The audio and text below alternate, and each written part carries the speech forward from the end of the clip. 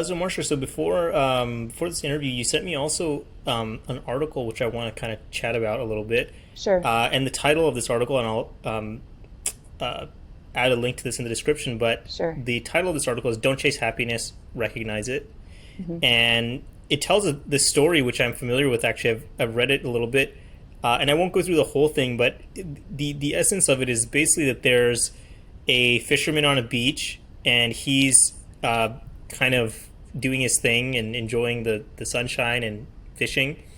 And a businessman comes along and can't understand why he has, it's just him. He's just catching his own fish. Why don't you do this bigger and better and all this kind of stuff? And the fisherman starts asking why, like, why should I do this? Why? And the businessman says, well, so you can have more money and so you can live a more comfortable life and all this kind of stuff.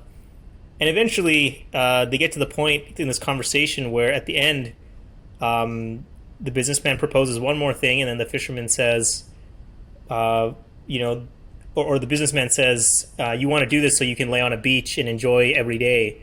And he says, well, what am I doing now? So do you want to talk a little bit about this story and kind of why Yeah. you sent it over and maybe any thoughts you had on how this applies or to your life as well? Yeah. So this is sort of poignant when I share this with you guys. When I was at Booz Allen, I just was surrounded by brilliant people, and I felt very intimidated. I thought, oh, I just got here because of my clearance, and I felt very disenfranchised, not because of them, but because of my imposter syndrome. And I had this amazing woman. Her name was Colleen Conway, and she was my mentor. I don't know that she necessarily knew that. She was pretty rough. I mean, she was hardcore. She had to work with a lot of men, and she'd put up with a lot of crap. She was probably 15 years older than me in that neighborhood, 15, 20, somewhere in there. Maybe my age now. And when I first got there, I was still bubbly and squeaky and young. And I was answering the phone one day, and she came in and she slammed the door and she goes, "You have to lower your voice an octave. You need to slow your cadence down when you speak. You are smart and you sound like an idiot. Do you have any questions?" And I'm like, "Nope." And she closed the door and I just started crying. And I thought, that is so mean. She's so mean. And of course, her delivery could have probably been better. But the truth was, she wanted people to respect me. And she said, when you giggle, when you talk fast, when you do not act like the command that you are going to be discounted. And she didn't want that for me. She saw what I was capable of doing. And I just really, after I finished crying, I really appreciated that because no one else was going to come along and do it. They were just going to let me be and figure it out on my own. And it would have taken me a lot longer to claw to the top if I had not understood the impact of her telling me that. So sometimes messages don't always come through in a very happy manner, but you can still act on them. You can still consider that feedback and find the way to make it work for you. So she was my mentor, and she didn't know it because now when I speak to people, I lower my voice. I talk a little more slowly. But for 10 years, until I really felt that Marsha Wilson was someone worth talking to, I'd go into a meeting and I'd take a deep breath and I'd go, "I'm Colleen Conway, I'm Colleen Conway, I'm not Marsha, I'm Colleen Conway." And so I'd walk in there and I'd personify her and I'd go, "Would she act like this?" "Yes, that's the way I'm acting." Because I watched her and I'd go, people respect her. When she walks into the room, they know that what they're not going to go, "Hey, sister, go get coffee," or "Hey, are you willing to take notes?" She's the one that's there to make it happen. And so until I was strong enough to just be me, I was Colleen Conway. And that mattered deeply to me because it allowed me to work through my fear. So if Marsha wasn't good enough to actually be in the meeting, but Colleen Conway was, I was her to make sure that I could be successful. And I probably did that for 10 years until that need to not have that mental security blanket wasn't there. She died of cancer when she was in her early 50s. And I remember when she sent out a message to all of us when she was leaving Booz Allen. She hadn't told many people that she had cancer. And she attached that story that we just shared, that you just shared, in her final email. And she said, "Don't miss out on just fishing." She said, "Really think about what you're doing to make sure that you're not missing out on the days that you could be already being happy already." And so that story has a real big meaning for me because it reminds me of how her life was cut short and how she still matters so deeply to me. And so in my mind, I try very hard to find people willing to be mentored, people that are willing to learn from me. And I'm gratified and humbled when they reach out to me, because I would love for someone to say, I met Marsha. And so when I walk into a room, I pretend to be Marsha until I feel like I'm capable of just being me. And I would love for that. I would love to know that that gift continues from Colleen to Marsha to whoever the next woman is going to be, and hopefully the next woman after that. Do you feel like when you see younger people today that there's a difference in how easy it is for these kinds of folks to actually live each day and enjoy each day and kind of be that fisherman? Do you think there's a difference from how you see folks now versus when you were younger as well? I actually like watching people nowadays put off getting married and put off having children. You kind of have two choices with kids. You can either have them super early and you're young and you take care of them and you put off your own degree and you put off your own happiness or whatever, let's say 20 years. And then off they go and they go be their own things. And then you've got your 40s and 50s to either finish your degree or, basically take care of yourself. And I have a lot of friends that had kids, in their early 20s after high school. That wasn't me. I didn't have my first kid till I was 33. So I have 3 kids.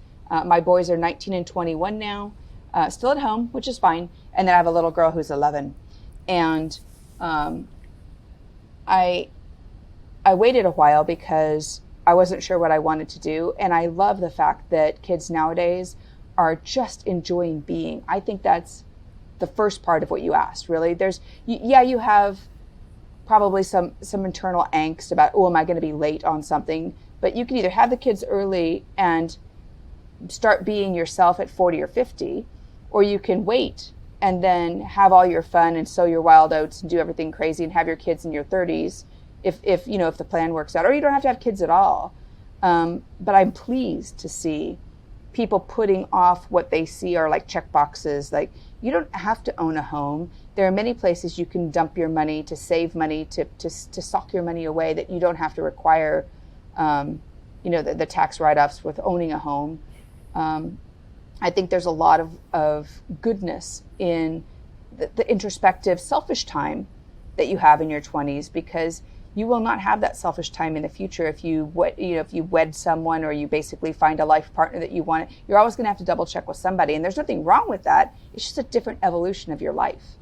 I've told my boys, I don't really care what you study. I don't care what you do. All I ask is that when you are doing something, consider spending, 1 dime less than you make.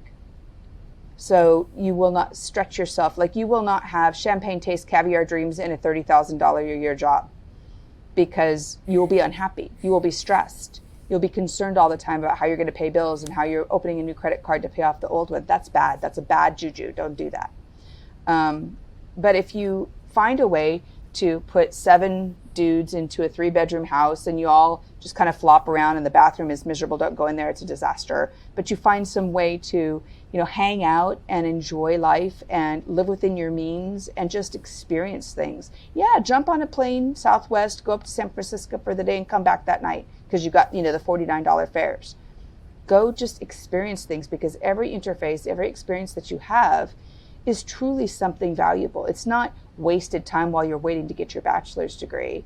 It's not just mark time march. Like, every day, think about being that fisherman. Even if that day is only, maybe after I chat with you, I'm going to go outside and get the weed whacker going and put on my old shoes and do some weed whacking. And but there's still something about being in the pretty sun of the afternoon, knowing that I've got the next couple of days to spend with my family. There's just enjoy where you are in the moment, because you really have no idea how the economy is going to go. I mean, it's crazy right now in a positive way for many people, but it's also really bad for others. Volunteer where you can. I mean, you have plenty of time right now by not pushing yourself to hit this mark, hit this mark, hit this mark. I mean, I think about that, what you said with the Forbes 30 under 30 or whatever it is. Well, okay, so let's say you make it.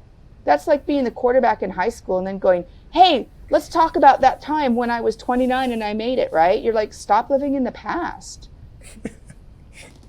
Do you think that it took you some time to build your identity and get a sense for who you were through these different experiences before you could sit down and really be in the moment and enjoy things and Yes. still strive to be better, but to get to a place where you could say, okay, I'm at a place where I just want to enjoy each moment. Do you feel like that came for you later, or was it something that you tried to keep in mind even as you were leaving university, or even as you were going through the Army, or any of the previous jobs you had? From all of my friends that I chat with, and mostly it's girlfriends where I have long, silly ass chats, more so than guys. The 20s is still like defining yourself. You are as lost in your teens as you are in your 20s. You're just responsible for more.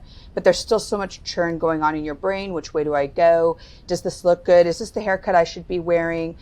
Should I wear boat neck, or is it okay to wear? I mean, you start thinking about, how am I me? What looks good on me? What doesn't? And that comes from personification, literally of your clothes, but figuratively of jobs and things. You know the kinds of things that matter to you. You know the kind of things you do well. You're trying to find some mastery. That's your 20s. So in your 30s, you've stopped spinning. It's like playing, like that game where you put your head on the bat and you're like, so like in your 30s, you're like, okay, I think I kind of know what direction to go, and you're kind of doing like that. And that's most of your 30s. When you're in your 40s, you're like, hey, I think I actually know some shit. I'm actually kind of excited. I've mastered enough things. I've proven myself enough times. I'm like, I may not be able to do 10 things out of 10, but I can do 7 out of 10 pretty damn well. And I'm proud of that, because you figured out what you do well by that time.